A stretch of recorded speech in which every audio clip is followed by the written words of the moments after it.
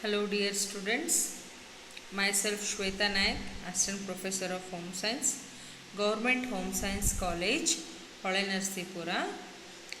So yesterday we had discussed about speech impairment अथवा speech disorder. In that we had seen what is the speech disorder and the types of speech disorder. Now we will see the associate speech disorder due to the defects. Okay,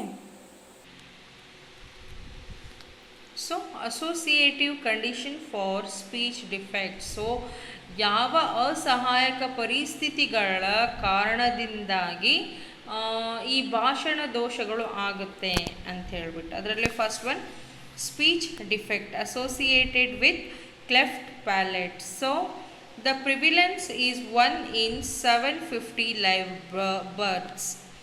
This is due to structural deficiency caused by the arrest or failure of the bone and tissue of the palate to face during the second and third month of pregnancy. So ಇದು speech defect associated with the cleft palette. Cleft palette ಅಂತಂದರೆ ಸೀಳು ಅಂಗುಳಿ ಅಥವಾ ಸೀಳು ತುಟಿ ಅಂತ ಹೇಳ್ಬೋದು. So ಇದರ ಹರಡುವಿಕೆ ಎಷ್ಟಿದೆ ಅಂತಂದರೆ 750 ಹುಟ್ಟಿನಲ್ಲಿ ಅಥವಾ ಜನನದಲ್ಲಿ ಒಂದು ಸೀಳು ತುಟಿಯ ಮಗುವನ್ನು ನಾವು ಕಾಣಬಹುದು. ಸೊ ಇದು ಯಾಕಾಗುತ್ತೆ ಅಂತ ನಾವು ನೋಡಿದರೆ, ಸೊ ಇದು ಗರ್ಭಧಾರಣೆಯ ಸಮಯದಲ್ಲಿ ಗರ್ಭಧಾರಣೆಯ 2ನೇ ಅಥವಾ 3ನೇ ತಿಂಗಳಿನಲ್ಲಿ ಈ ಫೇಸಿನ ಅಥವಾ ಈ ಮುಖದ ಮೂಳೆಯ ಅಂಗಾಂಶಗಳು ಬೆಳೆಯುವ ಸಂದರ್ಭದಲ್ಲಿ ಅರೆಸ್ಟ್ ಅಂತಂದರೆ ಒಂದು ಬಂಧನ ರೀತಿ ಅಂದರೆ ಬೆಳವಣಿಗೆ ಆಗಲಿಕ್ಕೆ ತೊಂದರೆ ಆದವಾಗ ಅಥವಾ ವೈಫಲ್ಯ ಆದವಾಗ ಈ ರಚನಾತ್ಮಕ ನ್ಯೂನತೆಗಳು ಉಂಟಾಗತ್ತೆ. So the development is arrested because of mesoderm deficiency or a malnutrition, X-rays, endocrine deficiency, O2 supply shortage. If at this time the development is arrested, later nothing can be made. So ಇದು ಯಾಕಾಗುತ್ತೆ ಅಂದರೆ ಮ್ಯೂಸೋಡರ್ಮ್ ಕೊರತೆಯಿಂದಾಗಿರಬಹುದು ಅಥವಾ ಅಪೌಷ್ಟಿಕತೆಯಿಂದ ಆಗಿರಬಹುದು, ಎಕ್ಸ್ರೇಯ ಪರಿಣಾಮದಿಂದ ಆಗಿರಬಹುದು, ಅಥವಾ endocrine ಅಂದರೆ ಅಂತಃಸ್ರಾವ ಕೊರತೆಯಿಂದ ಆಗಿರಬಹುದು, ಅಥವಾ ಪೂರೈಕೆಯ ಕೊರತೆಯಿಂದಾಗಿ ಈ ರೀತಿಯ ಈ ಮುಖದ ಅಭಿವೃದ್ಧಿ ಏನಾಗುತ್ತೆ, ಅದು ಬಂಧಿಸಲಾಗುತ್ತದೆ. ಸೊ ಈ ಸಮಯದಲ್ಲಿ ಅಭಿವೃದ್ಧಿ ಬಂಧಿಸಲ್ಪಟ್ಟರೆ ಏನು ಮಾಡೋಕ್ಕಾಗಲ್ಲ, ನಾವು ಈ ಸೀಳು ತುಟಿನ ಏನು ಮಾಡೋಕ್ಕಾಗಲ್ಲ. ಸೊ ಈ ಸೀಳು ತುಟಿಯಲ್ಲಿ ಎಷ್ಟು ವಿಧಗಳು? ಸೊ ಅರ್ಲಿಯರ್ ಈ ಸೀಳು ತುಟಿಗೆ ಯಾವುದೇ ಟ್ರೀಟ್ಮೆಂಟ್ ಇರಲಿಲ್ಲ. ಬಟ್ ಈಗ ಈ ಸೀಳು ತುಟಿಯಿಂದ ಹುಟ್ಟಿರೋ ಮಕ್ಕಳಿಗೆ ಒಂದು ಸರ್ಜರಿ ಮೂಲಕ ಅವರಿಗೆ ಅದರಿಂದ ಮುಕ್ತಿಯನ್ನು ಕೊಡ್ತಾರೆ. ಸೊ ಈ ಟೈಪ್ಸ್ ಆಫ್ ಕ್ಲೆಫ್ಟ್ಸನ್ನ ನೋಡೋಣ. So cleft of lip tissue, medial, unilateral, bilateral or may extend into either nostril or both. So ತುಟಿಯ ಮಧ್ಯದ ಭಾಗದಲ್ಲಿ ಅಥವಾ ಒಂದು ಸೈಡ್ ಏಕಪಕ್ಷಿ ಅಥವಾ ದ್ವಿಪಕ್ಷಿ ಅಥವಾ ಎರಡೂ ಸೈಡ್ ಅಥವಾ ಮೂಗಿನ ಹೊಳ್ಳೆಯ ಅಥವಾ ಎರಡಕ್ಕೂ ವಿಸ್ತರಿಸಬಹುದು. ಸೊ ಅಂಥದಕ್ಕೆ ನಾವು ಕ್ಲೆಫ್ಟ್ ಆಫ್ ಲಿಪ್ ಟಿಶ್ಯೂ ಅಂತ ಕರಿತೀವಿ. Cleft of the lip and hard palate which then extend partially into the soft palate. So ತುಟಿ ಮತ್ತು ಗಟ್ಟಿಯಾದ ಅಂಗುಳಿನ ಸೀಳಿನ ನಂತರ ಇದು ಭಾಗಾಂಶ ನಮ್ಮ ಬಾಯಿಯ ಒಳಗಿನ ಮೃದು ಅಂಗಳಕ್ಕೆ ಇದು ವಿಸ್ತರಿಸಲಾಗುತ್ತೆ. ಸೊ ಇದು ನಮ್ಮ ಬಾಯಿನ ಏನಿದು ಮೃದು ಅಂಗುಳ ಇದೆಯಲ್ಲ ಅದು ಕೂಡ ಸೀಳಾಗುತ್ತೆ. ಅದಕ್ಕೆ ನಾವು cleft of the lip and hard palate ಅಂತ ಹೇಳ್ತೀವಿ. So cleft of the soft palate alone. ಆಮೇಲೆ ಇನ್ನೊಂದು ಯಾವುದು ಅಂತಂದರೆ ಮೃದು ಅಂಗುಳಿನ ಸೀಳು ಮಾತ್ರ ಆಗಿರುತ್ತೆ. Then cleft of lip tissue. So ಮಧ್ಯದ ತುಟಿಯ ಸೀಳುವಿಕೆಯಿಂದ ಆಗಿರಬಹುದು. Then fourth one is cleft of uvula producing bifid condition which is not serious for speech production if the soft palate is sufficient in length and activity. So ನಮ್ಮ ಮೃದು ಅಂಗುಳ ಏನು ಬಾಯಲ್ಲಿ ಇರುತ್ತೋ so ಅದರ ಸೈಜು, ಅದರ ಉದ್ದ ಮತ್ತು ಅದಕ್ಕೆ ಆ್ಯಕ್ಟಿವಿಟಿಗೆ ಬೇಕಾದಷ್ಟು ಜಾಗ ಸಾಕಾಗಿದ್ದರೆ ಅಥವಾ ಸಣ್ಣದಾಗಿದ್ದರೆ ಏನಾಗುತ್ತೆ, ಭಾಷಣ ಉತ್ಪಾದನೆಗೆ ಅದೇನೋ ಅಂಥ ತೊಂದರೆ ಆಗಲ್ಲ.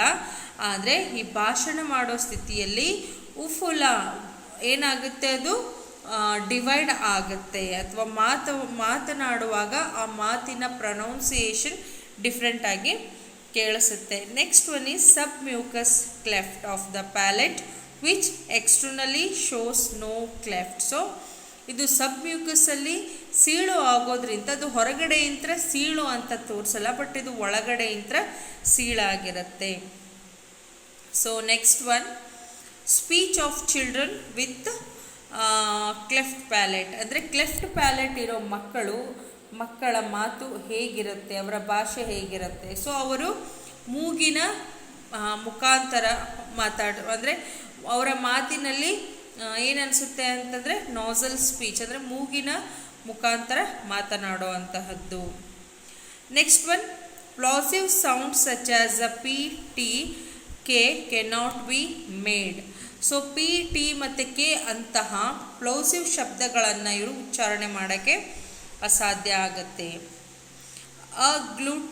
ಅ glottal stop for sound of D ಮತ್ತು ಟಿ. ಅಂದರೆ ಡಿ ಮತ್ತು ಟಿ ಶಬ್ದವನ್ನು ಉಚ್ಚಾರಣೆ ಮಾಡೋ ಮುಂದೆ ಅಲ್ಲಿ ಅದು ಸ್ಟಾಪ್ ಡಿ ಆ ರೀತಿ ಸ್ಟಾಪ್ ಆಗಿಬಿಡುತ್ತೆ. Then F V S Z cannot be channelized through mouth. So F V ಮತ್ತು ಎಸ್ ಜಡ್ ಅನ್ನೋ ಅಕ್ಷರಗಳನ್ನು ಅವರು ಉಚ್ಚಾರಣೆ ಮಾಡೋಕ್ಕೆ ಆಗೋದಿಲ್ಲ. Next one speech disorder associated with cerebral palsy. So ಈ ಸೆರೆಬ್ರಲ್ ಪಾಲ್ಸಿ ಯಾರಿಗಿರುತ್ತೋ ಅವರಿಗೆ ಸ್ಪೀಚ್ ಅಂದರೆ ಮಾತನಾಡಲಿಕ್ಕೆ ಅವರಿಗೆ ಡಿಫಿಕಲ್ಟ್ ಆಗುತ್ತೆ. ಸೊ ಯಾಕೆ ಅಂತ ನೋಡೋಣ. So may have perfect speech or no speech at all. So ಇವ್ರಿಗೆ ಪರಿಪೂರ್ಣ ಭಾಷಣ ಇರಬಹುದು ಅಥವಾ ಇರದೇ ಇರಬಹುದು. Jargon to intangible speech. So ಪರಿಭಾಷೆ ಇರೋದಿಲ್ಲ. Next stuttered and many have articulatory problem. So ತೊದಲುವಿಕೆ ಅಥವಾ ಆರ್ಟಿಕ್ಯುಲೇಟರಿ ಪ್ರಾಬ್ಲಮ್ ಇವರಿಗೆ ಇರುತ್ತೆ. Speech of spastic will show greater articulatory deviation. So spastic ಯಾರಿಗೆ ಇರುತ್ತೋ ಸೊ ಅಂತಹ ಮಕ್ಕಳಿಗೆ ಈ ಆರ್ಟಿಕ್ಯುಲರಿ ಡಿವಿಯೇಷನ್ ಜಾಸ್ತಿ ಇರುತ್ತೆ. Vocal quality may be husky, hyper nasality of vowel. So ಇವರ ಧ್ವನಿಯ ಗುಣಮಟ್ಟ ಹಸ್ಕಿ ಆಗಿರುತ್ತೆ. ಆಮೇಲೆ ಅವರು ಮೂಗಿನ ಮುಖಾಂತರ ಸ್ವರಗಳನ್ನು ಉಚ್ಚಾರಣೆ ಮಾಡ್ತಾರೆ. Then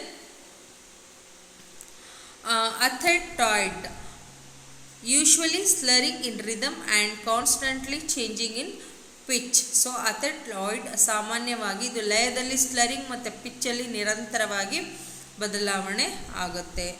Then the ataxic will talk with the same rhythm shown in his walk and bodily movement. So ataxic ಅಂತಂದರೆ ಅವರ ನಡಿಗೆ ಮತ್ತು ದೈಹಿಕ ಚಲನೆಗಳು ತೋರಿಸಿದ ಅದೇ ಲಯದೊಂದಿಗೆ ಅವರು ಮಾತನಾಡ್ತಾರೆ. Then next articulatory problems, drooling, omission, distortions and substitution.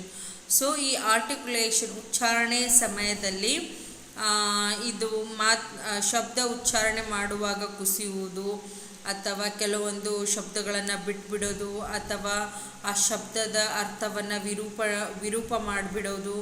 So then ಕೆಲವೊಂದು ಶಬ್ದಗಳನ್ನು ಉಚ್ಚಾರಣೆ ಮಾಡುವಾಗ ಕೆಲವೊಂದು ಅಕ್ಷರಗಳನ್ನು ಆ್ಯಡ್ ಮಾಡ್ಕೊಳ್ಳೋ ಅಂತಹದ್ದು ಆಗಿರುತ್ತೆ. Then respiratory and rhythmical moments.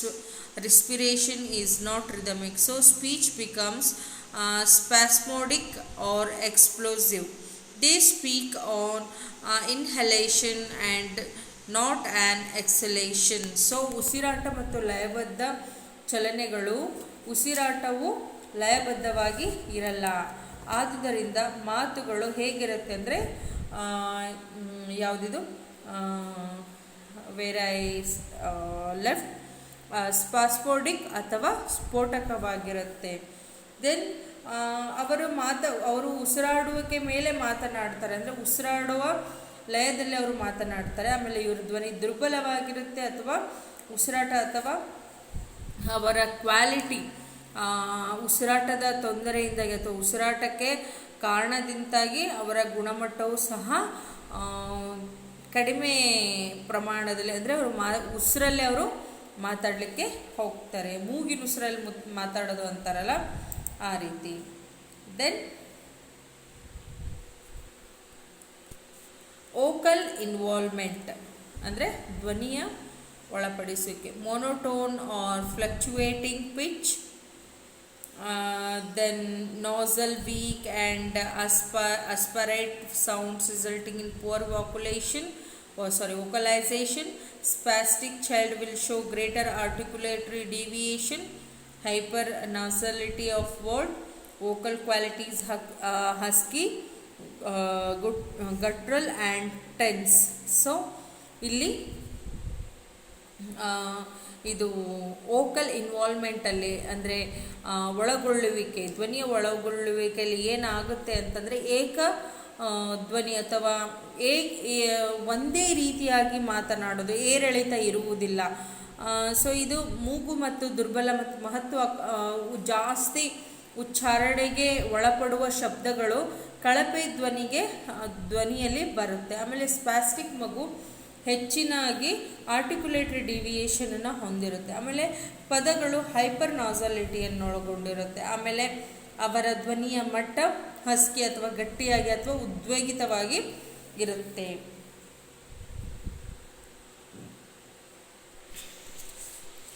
And next one is speech correction for cerebral policy child. So speech correction ಹೇಗೆ ಮಾಡಬೇಕು ಇವರಲ್ಲಿ?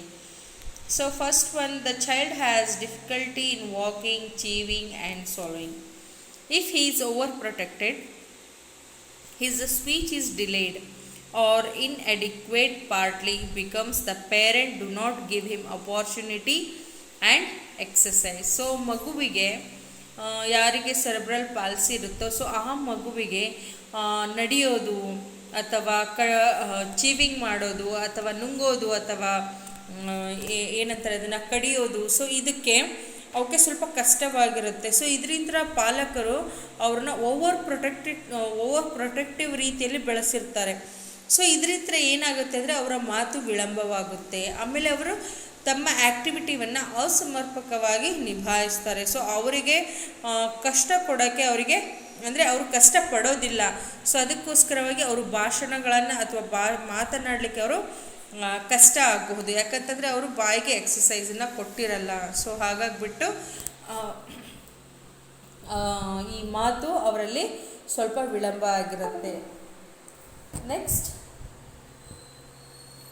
he can be taught to swallow acceptably, close the mouth and enclose the tongue in its habitat. So ಈ ಮಗುನ ಊಟ ಮಾಡೋ ಸಮಯದಲ್ಲಿ ಅವನಿಗೆ ಅವನಿಗೆ ಎಷ್ಟು ಕೆಪಬಲ್ ಇರುತ್ತೋ ಅಷ್ಟು ಅವನಿಗೆ ನುಂಗ್ಲಿಕ್ಕೆ ಅವರಿಗೆ ಹೇಳೋ ಅಂತಹದ್ದು. ಆಮೇಲೆ ನುಂಗು ಅಥವಾ ತಿನ್ನುವಾಗ ಬಾಯನ್ನು ಕ್ಲೋಸ್ ಮಾಡಿಕೊಂಡು ತಿನ್ನುವಂಥದ್ದು ಆಗಬೇಕು. ಇದರಿಂದ ನಾಲ್ಗೆ ಒಳಗಡೆ ಓಲಾಡುತ್ತೆ.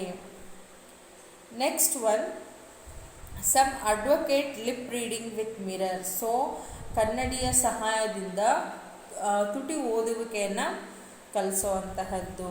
Children need a lot of motivation to speak. ಮಕ್ಕಳಿಗೆ ಮಾತನಾಡಲು ಸಾಕಷ್ಟು ಪ್ರೇರಣೆಯನ್ನು ಕೊಡಬೇಕು. ಸೊ ಯಾವ ಮಕ್ಕಳಿಗೆ ಸೆರೆಬ್ರಲ್ ಪಾಲ್ಸಿಗೆ ಒಳಗಾಗಿರ್ತಾರೋ ಸೊ ಅಂಥ ಮಕ್ಕಳಿಗೆ ಇವೆಲ್ಲ ಟಿಪ್ಸ್ಗಳನ್ನು ನಾವು ಉಪಯೋಗಿಸ್ಬೇಕು. And next one is apraxia. So ಇದು ಒಂದು ಟೈಪ್ ಆಫ್ ಸ್ಟಟರಿಂಗಲ್ಲೇ ಬರುತ್ತೆ.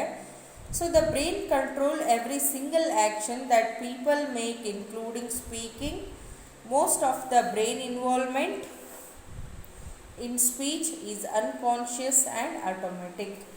ಸೊ ಅಪ್ರಾಕ್ಸಿಯಾ ಅಲ್ಲಿ ಈ ಮಾತನಾಡುವುದು ಏನಿದೆ ಇದು ಒಂದು ಬ್ರೈನ್ನ ಕಂಟ್ರೋಲಲ್ಲಿರುತ್ತೆ.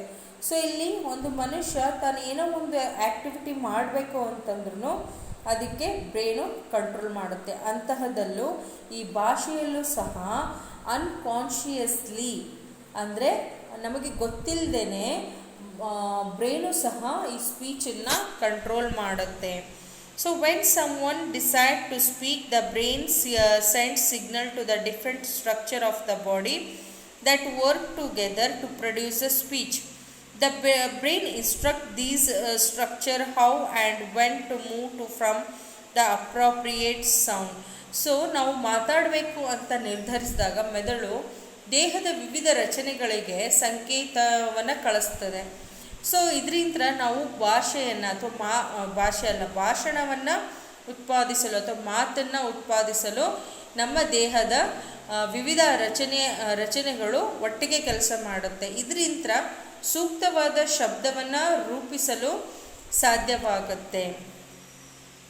For example, these speech signals open or close the vocal cords, move the tongue and shape the lip, the control the movement of air through the throat and mouth. So ಉದಾಹರಣೆ, ಭಾಷಣ ಸಂಕೇತಗಳು ಗಾಯನ ಹಗ್ಗಗಳು ತೆರೆಯುವಂತೆ ಅಥವಾ ಮುಚ್ಚುವಂತೆ ಈ ನಾಲಿಗೆ ಚಲಿಸುತ್ತೆ. ಅಂದರೆ ನಾವು ಮಾತನಾಡುವಾಗ ಸೊ ನೀವು ಅಬ್ಸರ್ವ್ ಮಾಡಿರಿ, ನಮ್ಮ ತುಟಿಗಳು ಮುಚ್ಚುತ್ತೆ, ನಮ್ಮ ನಾಲಿಗೆಗಳು ಕೆಳಗೆ ಮೇಲೆ ಓಲಾಡುತ್ತೆ, ನಮ್ಮ ಗಂಟಲುಗಳು ಸ್ವಲ್ಪ ಅಲುಗಾಡ್ತೇವೆ, ಅಂದರೆ ಚಲನೆಗೆ ಒಳಗಾಗ್ತಿರುತ್ತೆ. ನಾವು ಗಾಳಿಯನ್ನು ಮಾತನಾಡುವಾಗ ನುಂಗ್ತೀವಿ, ಹೊರ ಹಾಕ್ತೀವಿ. ಸೊ ಈ ರೀತಿ ನಿಯಂತ್ರಣವನ್ನು ಈ ಬ್ರೈನು ಒಳಗೊಂಡಿರುತ್ತೆ. ಸೊ ಅಂಥ ಸಂದರ್ಭದಲ್ಲಿ ಈ ಅಪ್ರಾಕ್ಸಿಯಾ ಏನು ಮಾಡುತ್ತೆ? It's referring to the brain damage that impairs a person's motor skills and it affect any part of the body. Apraxia of speech or a verbal apraxia refers to specifically to the impairment of motor skills that affect an individual ability to form the sound of speech correctly even when they know which word they want to say. So apraxia ಅಂತಂದರೆ ಏನು ಅಂತಂದರೆ ಇದು ಒಂದು brain damage ಅಂತ ಹೇಳ್ಬೋದು, ಅಥವಾ ಮೆದುಳಿನ ನರದ ಒಂದು ಕುಂಠಿತ ಬೆಳವಣಿಗೆ ಅಂತ ಹೇಳಬಹುದು. ಸೊ ಇದರಿಂದಾಗಿ ಇದು ಎದ್ರ ಮೇಲೆ ಪ್ರಭಾವ ಬೀರುತ್ತೆ ಅಂತಂದರೆ ಒಂದು ಮನುಷ್ಯನ ಮೋಟಾರ್ ಸ್ಕಿಲ್ಸ್ ಮೇಲೆ ಪ್ರಭಾವ ಬೀರುತ್ತೆ. ಸೊ ಇದರಿಂದಾಗಿ ಈ ಮನುಷ್ಯನಿಗೆ ಏನು ಹೇಳಬೇಕು ಅಂತ ಇರುತ್ತೆ, ಏನು ಮಾತಾಡಬೇಕು ಅಂತ ಇರುತ್ತೋ ಅದನ್ನು ಅವರು ಕರೆಕ್ಟಾಗಿ ಉಚ್ಚಾರಣೆ ಮಾಡಲ್ಲ. So next, dysarthria. So dysarthria occurs when damage to the brain cause muscle weakness in a person's face, lip, tongue, throat or a chest. Muscle weakness in this part of the body can make speaking very difficult. So ಈ ಡೈಸರ್ಥಿಯಾ ಅನ್ನೋದು ಏನು ಮಾಡುತ್ತೆ ಅಂತಂದರೆ ಮೆದುಳಿನ ಮೇಲೆ damage ಅಥವಾ ಮೆದುಳಲ್ಲಿ ಕುಂಠಿತ ಬೆಳವಣಿಗೆಯಿಂದಾಗಿ ಈ ವ್ಯಕ್ತಿಯ ಮುಖದ ಮಸಲ್ ವೀಕ್ನೆಸ್ಸಿಗೆ ಕಾರಣವಾಗುತ್ತೆ. ಸೊ ಇದರಲ್ಲಿ ವ್ಯಕ್ತಿಯ ಮುಖ, ತುಟಿ, ನಾಲಿಗೆ, ಗಂಟಲು ಅಥವಾ ಎದೆ ಸ್ನಾಯು ಇವುಗಳು ದೌರ್ಬಲ್ಯವನ್ನು ಉಂಟು ಮಾಡುತ್ತೆ. ಸೊ ಇದು ಈ ರೀತಿ ದೌರ್ಬಲ್ಯಗಳು ಮಾತನಾಡುವುದನ್ನು ಬಹಳ ಕಷ್ಟಕರವಾಗಿಸುತ್ತೆ ಅಂತ ಹೇಳಬಹುದು. So people who have dysarthria may experience the following symptoms. ಯಾವ ಮನುಷ್ಯನಿಗೆ ಡೈಸರ್ಥಿಯಾ ಇದೆ ಸೊ ಅವರು ಈ ಕೆಳಗಿನ ರೋಗ ಲಕ್ಷಣಗಳನ್ನು ಹೊಂದಿರ್ತಾರೆ. ಸೊ ಸ್ಲರ್ಡ್ ಸ್ಪೀಚ್ ಅಂದರೆ ಅಸ್ಪಷ್ಟ ಮಾತು, ಮಂಬ್ಲಿಂಗ್ ಅಂತಂದರೆ ನಿಧಾನಗತಿಯಲ್ಲಿ ಅಥವಾ ತುಂಬ ವೇಗವಾಗಿ ಮಾತನಾಡುವುದು, and then speaking to slowly or too quickly. So ನಿಧಾನಗತಿಯಲ್ಲಿ ಮಾತಾಡೋದು ಅಥವಾ ತುಂಬ ವೇಗವಾಗಿ ಮಾತಾಡೋದು. ಮಂಬ್ಲಿಂಗ್ ಅಂತಂದರೆ ಒಳಗೆ ಮಾತಾಡೋ ಅಂತಹದ್ದು. Then next one soft or quiet speech ಅಂತಂದರೆ ಮೃದು ಅಥವಾ ಶಬ್ದ ಭಾಷಣ. And next one is difficulty moving the mouth or tongue, ಅಂದರೆ ಮಾತನಾಡುವಾಗ ನಾಲಿಗೆಯನ್ನು ಮತ್ತು ಬಾಯಿಯನ್ನು ಹೊರಳಾಡಿಸೋದು ಕಷ್ಟ ಆಗೋದು. ಸೊ ಈ ಸಿಂಪ್ಟಮ್ಸ್ಗಳೆಲ್ಲ ಡಿಸರ್ಥಿಯ ಇರುವಂತಹ ಮಗುವಲ್ಲಿ ನಾವು ಕಾಣಬಹುದು. So these are associative speech defects ಅಂತ ನಾವು ಹೇಳ್ಬೋದು. ಅದ್ರ ಜೊತೆಗೆ ಇನ್ನು ಕೆಲವೊಂದು ಸ್ಪೀಚ್ ಡಿಸಾರ್ಡರ್ಸ್ ಇದ್ದಾವೆ. ಅದು ಯಾವ್ಯಾವು ಅಂತಂದರೆ ಮಿಸ್ ಆರ್ಟಿಕ್ಯುಲೇಷನ್ ಅಂತಂದರೆ articulation defects with functional origin, ಅಂದರೆ ಕ್ರಿಯಾತ್ಮಕ ಮೂಲದ ತೊಂದರೆಗಳಿಂದ ಆರ್ಟಿಕ್ಯುಲೇಷನ್ ದೋಷಗಳು ಆಗುವಂತಹದ್ದು. ಡಿಸ್ಲಾಲಿಯಾ ಅಂತಂದರೆ articulation difficulties due to structural anomalies as in cleft palate. So ಈ ಸೀಳು ತುಟಿಯ ಕಾರಣ ಏನಾಗುತ್ತೆ, ಆರ್ಟಿಕ್ಯುಲೇಷನಲ್ಲಿ ತೊಂದರೆ ಉಂಟಾಗುತ್ತೆ. ಸೊ ಅಂಥದಕ್ಕೆ ಡಿಸ್ಲಾಲಿಯಾ ಅಂತ ಕರೀತಾರೆ. ದೆನ್ ಡಿಸಾರ್ಲಿಯಾ, ಸೊ ಇದು ಆರ್ಟಿಕ್ಯುಲೇಷನ್ ಡಿಸಾರ್ಡರ್ ಇದು. ಸೊ ಇದು ಯಾಕಾಗುತ್ತೆ ಅಂದರೆ ಸೆರೆಬ್ರಲ್ನ ಡಿಸ್ಫಂಕ್ಷನ್ ಕಾರಣದಿಂದಾಗಿ, ಅಂದರೆ ಈ ರೀತಿ ಡಿಸ್ಲಾರ್ಲಿಯಾ ಅನ್ನೋದನ್ನು ನಾವು ಈ ಸೆರೆಬ್ರಲ್ ಪಾಲ್ಸಿ ಇರೋವಂತಹ ಮಕ್ಕಳಲ್ಲಿ ನಾವು ಕಾಣಬಹುದು. ದೆನ್ ಡಿಸ್ಫೋನಿಯಾ, ಸೊ ಇದೊಂದು ವಾಯ್ಸ್ ಡಿಸಾರ್ಡರ್. ಸೊ ಇದು ಫಾಲ್ಟಿ ಫೋನೋಟಿಕ್ ಅಥವಾ ರಿಸೋನೆನ್ಸ್ ಆ್ಯಂಡ್ ಪಿಚ್ ಡಿವಿಯೇಷನ್, ಇದು ದೋಷಪೂರಿತ ಉಚ್ಚಾರಣೆ ಅಥವಾ ಪಿಚ್ಚಲ್ಲಿ ವ್ಯತ್ಯಾಸ ಅಥವಾ ಧ್ವನಿಯ ಮೇಲು ಧ್ವನಿ ಕೆಳಧ್ವನಿಯಲ್ಲಿ ವ್ಯತ್ಯಾಸ ಇರುವಂಥದ್ದಕ್ಕೆ ನಾವಿಲ್ಲಿ ಡಿಸ್ಫೋನಿಯಾ ಅಂತ ಕರಿತೀವಿ. ಅಫೋನಿಯಾ ಅಂತಂದರೆ ಯಾವುದೇ ಧ್ವನಿ ಇರೋದಿಲ್ಲ, there is no voice. Dysrhythmia ಅಂತಂದರೆ ಓಕಲ್ ಟೇಮಿಂಗ್ ಡಿಸ್ಟರ್ಬೆನ್ಸ್ ಸ್ಟಟರಿಂಗ್.